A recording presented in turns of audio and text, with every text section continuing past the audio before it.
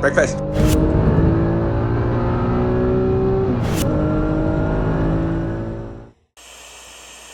Hey guys, what's up? Thanks for tuning into the channel again. It's me, John. I wanted to address in this episode a couple of questions that I've gotten repeatedly since I've been back in Japan. The question I've been getting asked a lot is why did I import my Acura NSX into Japan, since right now the trend is everyone's buying cars from Japan and shipping them to US. Why did I do it the other way? And then the other question I'm getting asked a lot is how did I do it? And how much did it cost? But I did say that I would get into the specifics of all of that, and I think the time has come to do that. So let's go ahead and get started. Why an Acura in Japan? I know the values of these cars has gone crazy. I bought mine many years ago, back when they weren't worth nearly what they are today. And so there's a lot of sentimental value tied to that specific car. My car, I guess you would say, is well traveled. It's seen a lot of action, it's seen a lot of miles. I bought it with 69,000 miles on it. It now is clicking over at, I think, 138,000, right around in that range. And it's seen some stuff, and to be honest, I really enjoy the car, and I enjoy the car the way I think it was meant to be enjoyed. The Southern California NSX community used to do drives every month. There'd be anywhere between 40 to 50 of us, or 20 to 50 of us, and we go do lunch, go do crazy stuff, all together as a group, and we'd all enjoy a good spirited drive through the roads of California. The other thing is it has roughly a little over 30,000 track miles on it, and the front bumper definitely shows that. So when it came time to finally decide, okay, what am I going to do with the car? Do I sell it and then try to replace it, strip off all of my parts, return the car back to stock where it would be worth the most, and then ship all of the parts that I wanted to keep or sell those, and then basically start from scratch with a new NSX here in Japan, right-hand drive domestic car? It really just kind of boiled down to, well, because to get the max value out of my car would cost me about another 20,000, we'll say 10 to 12 in paint, plus some replacement parts. Like, I want to keep my 6-speed. There's, a few parts that I just I'd either have to replace with something else, like my coilovers. I don't want to have to buy my JRZ 3-ways again. And so you look at all the amount of work and time and effort it would have taken me to get the car ready to sell for top dollar, like places like Bring a Trailer, or even on the old forums, wherever you're going to get the top dollar. It would have cost me, in my estimates, around $20,000, which at the time I didn't have. And even if I did have it, then it's like, okay, well, I've owned the car for over a decade, almost 16 years now. I've gained so much knowledge, and I've taken the car completely apart and put it back together several times now.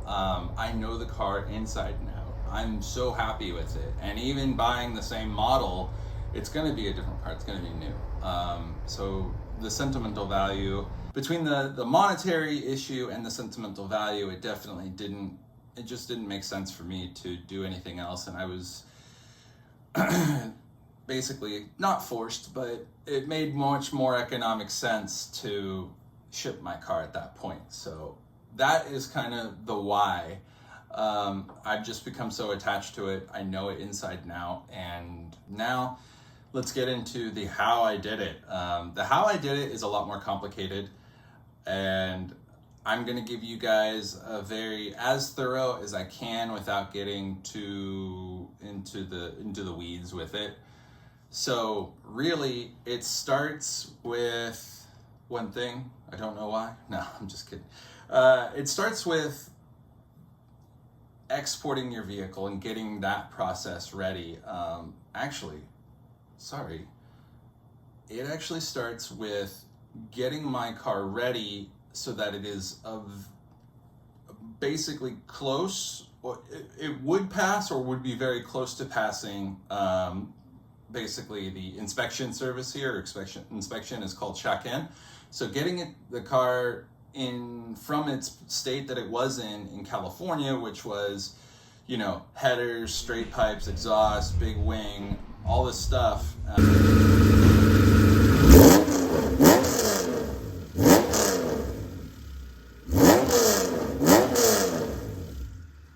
Lowered with a front splitter and tow hook. All of these items would make it fail check-in because of emissions, because of noise, and some other issues. So first thing you have to do if you're considering this is that same thing I had to do was, okay, what am I gonna have to deal with in order to get the car to pass check-in? So I had to find and locate stock headers, stock cats, and I even went as far to get a stock muffler just to make sure that there were the least amount of potential issues as possible when importing the car. So I went ahead and did all that, and I do all my own work, and I did it at a garage in Southern California, Applied Motorsports. I've been partners with him for a long time. If you watched the earlier video, you can see my car at that shop, and I definitely will be back at that shop helping out and doing more NSX work in the future. So I'm very excited about that, and I will post video when that happens. So that was step one, is to do as much research as I could and try to understand what it was that they were going to be looking for and try to get my car as close to that as possible, or at least to a level that I thought was respectable or easy enough. So I did that. And then I had to speak with an importer-exporter from Japan who was based in Japan, and preferably someone who had experience. I ended up using a company called Hara International simply because I knew the owner. That's one of the benefits of being in this industry for as long as I have. You do get to make friends, and he had a lot of experience both exporting and importing cars. So he was definitely a huge help to me in the process, especially once the car landed. So that was absolutely invaluable. To link to his business in the description of the video of this video, so you can reach out and contact him if this is something you're interested in. There are other companies that do this and specialize in this. This is just the one I used, Hara International. They have a lot of experience. They're really good people and really professional. So that took care of essentially when the car landed. Hara San, the owner, basically assured me that once the car lands, he would receive it and basically get it to a point where he could deliver it or I could pick it up from Hara International in Japan, in Osaka.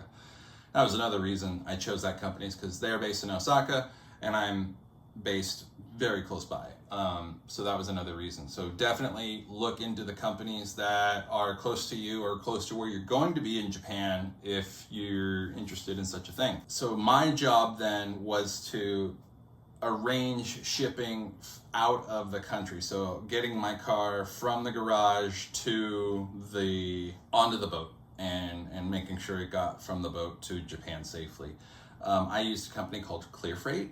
I shopped around quite a bit actually and ended up spending around $3,500, almost $4,000 roughly to get my car into a container, and it was just by itself, and that was really kind of what I wanted. I could have spent maybe about half as much and done what's called roll on, roll off, row shipment. However, with the amount of, at the time, the amount of ships that had capsized due to hybrid fires or lithium fires and all these other things, like it made me very nervous. And then also, just in general, I really didn't want my car spending a month at sea completely exposed to all of the elements and anything that could have happened at sea. That really made me nervous. I know the car's aluminum and it doesn't rust, but that is just too much for me. And I cherish this car. I love this car, so I wanted to take as good a care of it as possible. So that to me was the best idea to do. So that was how it went, and that ended up costing me about $4,000. I had to drop the car off. I could have probably again hired a servicer, paid Clearfreight to pick it up, but for me they were fairly local in Los Angeles, So I went there, picked that up. My review of that company, I will say, use them. You know, they did a good job at the end of the day, but the logistics of getting an understanding of what it was that I was supposed to be doing or drop the car off, like, they were very difficult to deal with. And you know, at the end of the day, the car got here safely, and that's the most important thing. But there were quite a few frustrating moments that I ended up having to deal with that I was very upset about, and I did let them know that.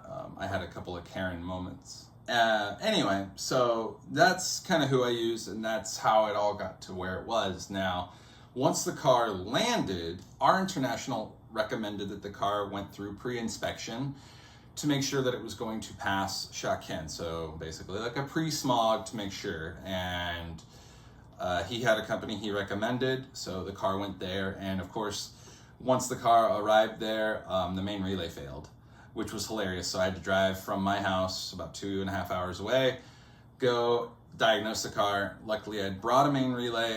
They had told me what the problem was, and I pretty much diagnosed it over the phone. Okay, it's a main relay, so I brought one, fixed it, and they were able to continue on with their pre-inspection, which was great.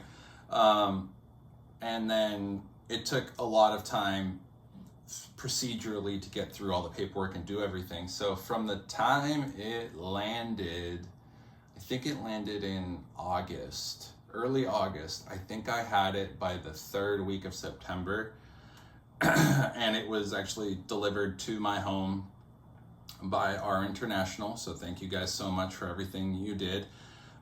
Everything said and done, and I got the bill. Of course, I got the bill at the same time, and the bill was quite large. It roughly cost me, all said and done, US about 10,000 USD.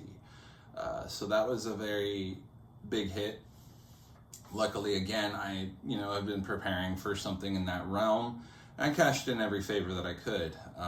So that definitely was a lot of money. So if you are considering it, that's probably in the neighborhood of what you're going to spend. Is about 10,000 to 15,000. Now, I can't say that that's going to always stay the case. It might be cheaper, might be more. Please consult with whomever you're deciding to go with at that time, and hopefully you can get an accurate quote. But for me, it was definitely like I expected around that range. I budgeted for that, and I made it happen. So that was good. I was really excited about that. Having done the process, having imported a car into Japan, now that this is my home, this is where I live, I don't think I'd do it again. Now, for the NSX, a car that's very difficult to acquire, and expensive and rare, I would say if you have a car that's irreplaceable, super unique, or has a ton of sentimental value, it can be worth it.